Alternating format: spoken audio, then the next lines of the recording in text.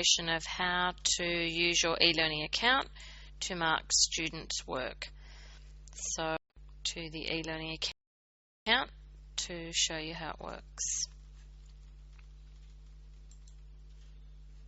Okay, so there's two ways of accessing the e-learning account. You can either go to our web page and click on the e-learning page, which you can then log into e-learning, or you can, and I would suggest that you bookmark it, or you can use the URL link that you would have been provided to access it. Either way, you will end up at this page. The first thing you're going to do is using your passwords and your login. You'll log in, and I'll just log in.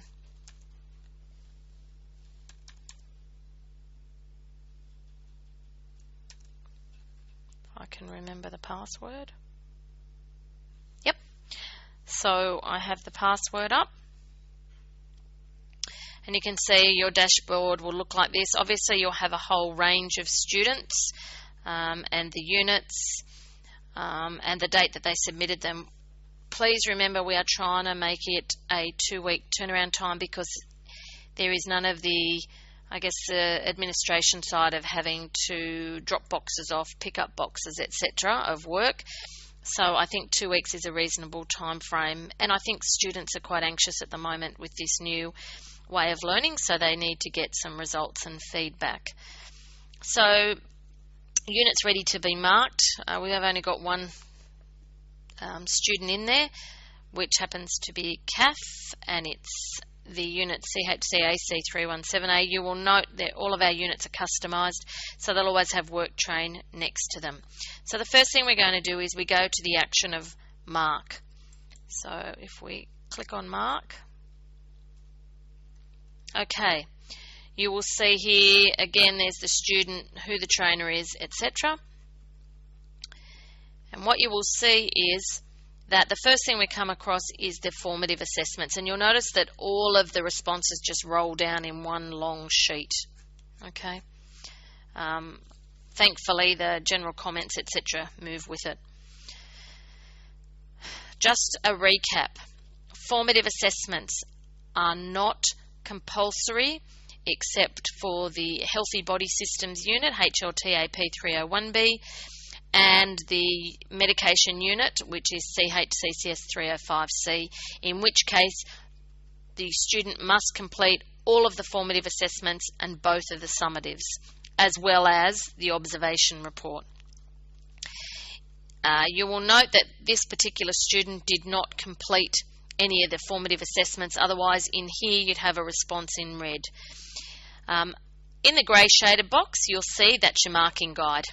Okay, in the formative assessments they're called activities, and we tell the students that the first thing they do is they do their progress, they do their reading, which form part of the learning support materials. Then as preparation they attempt the formative assessments where they need to fill in gaps of learning, I guess. So as we move through we'll just have a look and see this student has not completed any of the formative assessments, so she's not going to be penalised, but what we are going to do is we will indicate here regardless that the formative assessments are satisfactory. Now if the student actually goes to the trouble of making responses, we would then write here a comment. So we might say formative assessments, and then we might do a dot dot, and we might make a comment about the formative assessments. Okay, then as we move through we go to the next stage, which is a rolling sheet. Again is the summative assessments, in which case we know that they are compulsory, and you can see that the answers are in red. Under each one you will make a comment for each of those. In particular, I guess the thing that you need to be aware of is that if they are not yet competent, underneath that particular question you will indicate that they're not yet competent. Okay, so you would either make a response to indicate that they have met that satisfactorily, or if they're not yet competent, you would ask them in this trainer comment that they will need to resubmit this question. As you're going along, I would also then start and write summative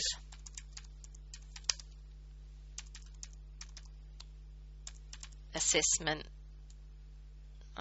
summative assessment 1 again, and then I would write, if you had a not yet competent, you might write question 1, and you might put or you might either put not yet competent, or you could just put you will need to read the feedback and resubmit this question. Something like that. It just makes it easier that as you go along, rather than what we used to do is have to keep flicking backwards and forwards and then write your comment in the front. It really is much easier if you write your comment. Please make sure you save. Okay, once you write your comments, you'll click save on each one. It then means that also if you want to come in and out of an assessment, you just press save draft, and it allows you to go in and out if you get interrupted or something happens, or you're doing, you've got a limited time to mark some of the assessments. So as we go through, we'll make our comments for each of the summative assessment questions, and then you'll see responses have been made, and then we get to summative assessment 2. Now before you get to summative assessment 2, please make sure that you indicate by ticking whether the summative assessment, all of the questions in a summative assessment 1 have been satisfactory. If you have not yet competence in any of the summative assessment 1 questions, you mustn't check the box, because the student will then, when they are returned it as not yet competent, they will have a heading indicating that all of that summative assessment 1 was satisfactory, so they don't even need to look at it. So only check the box if every question in summative assessment 1 is satisfactory. Then we get to summative assessment 2, and you'll see there's a project. Again, there's a response. There's a marking guide to indicate the sorts of responses we're looking for. And they're not absolute, because you're going to use your professional experience and knowledge in regards to that. If you're not sure about anything, of course you can ring WorkTrain and talk to one of the training managers about it. Trainer comments, again, you'll indicate a comment, whether they're competent or not. If you want to write something positive, again, you could write, summative assessment 2, and you could write, an overall comment. The same with summative assessment 1. If you had nothing that was required to be resubmitted, you might just write a positive response here. And again, if project's fine for summative assessment 2, you're going to check the box. The other thing that you need to look at is that in supporting evidence 1, and you can see that it's missing here, this is where the file will sit. And I'll show you, I will actually upload something so you can actually see what it looks like. So I can actually, as a trainer, could go in there and upload a WorkTrain observation report. So I'm going to open that and upload it.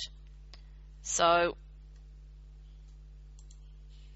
if we go back to this person, and we should be able to refresh them. I'll just see if it's uploaded. Okay, so I've uploaded to this particular student the WorkTrain observation report. Okay, and it will sit under additional evidence, supporting evidence 1. If students are forgetting to upload their WorkTrain observation reports, I'm going in as trainers and I'm uploading it so that it makes your life easier. But you do need, it is compulsory that they do these. It's like our old essential skills. I'll just open one so you can have a look at what it looks like. And again, this isn't a completed one, but it will need to be fully completed. So each column needs to have the examples. The checkboxes must be completed for yes and no. And down the bottom you will see that the student name has to be completed there. The workplace assessor supervisor will print the name, sign it and date it. So again, it's really important that you actually do check that's there. Then you need to indicate and then obviously you'll put a comment here. Your comment for supporting evidence 1 will be either you have not completed the work train observation report, and save it, and ask them to submit it, and again you might put that in your general comment, that they haven't submitted the work train observation report. Secondly, the other thing will be that you can either then indicate whether they're not yet competent based on your check boxes or whether they are competent. What will then happen is the student will actually get an email and it will just alert them to giving them a record of their results and comments that you have provided. So that's basically how to do it. If you've got any questions, please contact WorkTrain to discuss, and we're happy to help you along the way.